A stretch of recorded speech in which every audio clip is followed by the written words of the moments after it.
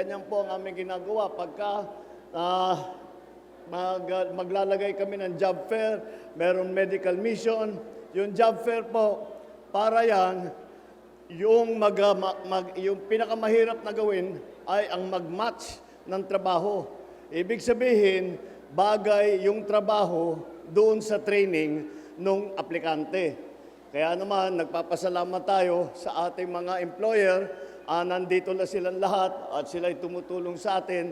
At sila po ay naghahanap ng manggagawa. Hindi lamang dito sa Pilipinas, pati na sa mga iba't ibang trabaho sa abroad.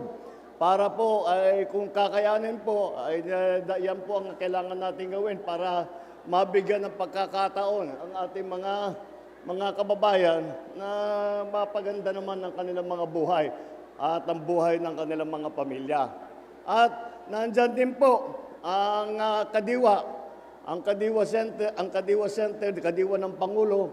Kaya naman po, asahan po ninyo habang naayos sa mga sistema, naglalagay po tayo para sa agrikultura, pinapaganda natin, naglalagay po tayo lahat ng mga makinarya para tulungan ang ating mga magsasaka. Nagbibigay po tayo ng traktor, naglalagay po tayo ng mga drying, naglalagay po tayo ng mga panggiling, mga milling machine, kung saan-saan po sa buong Pilipinas. Para naman, ang kikitain galing sa palay at sa bigas ay maiiwan sa magsasaka, hindi mapupunta doon sa mga malalaking supermarket. At siyempre, lagi naman sigurong kailangan, lalo na ngayon, na marami tayong naririnig na kailangan natin bantayan tungkol sa ating kalusugan. Kaya naglalagay po tayo ng medical mission. At meron din po tayong livelihood program.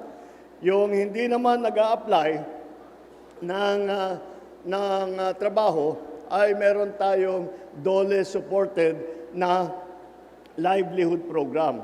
Kaya naman po ay gamitin niyo po lahat po ito na mga pagkakataon upang makahanap ng trabaho, upang magpatingin, upang makabili ng mga mas mura na bilihin at sana po ito ay nagdadala ng konting tulong. Alam naman po natin, kahit ano pang sabihin natin, ay talagang mahirap ang buhay ngayon at maraming nagbabago.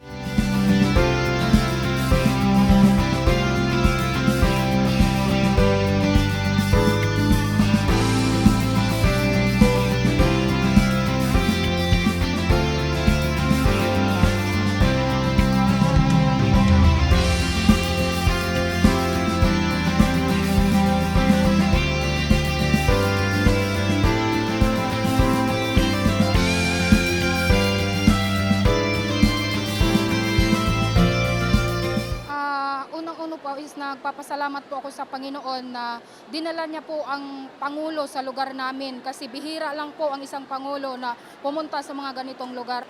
Malaki po ang tulong nito kasi unang-una po is yung financial na matatanggap namin is makakatulong sa aming pang-araw-araw na pangangailangan. At saka pagkatapos po namin ma-receive yung AX, kami po ay magpupunta sa job fair. Nagbabakasakali po na makahanap ng trabaho na angkop sa aming natapos na pag-aaral. May mga health program pa rin po sila, pwede kaming makapagpa-check up po.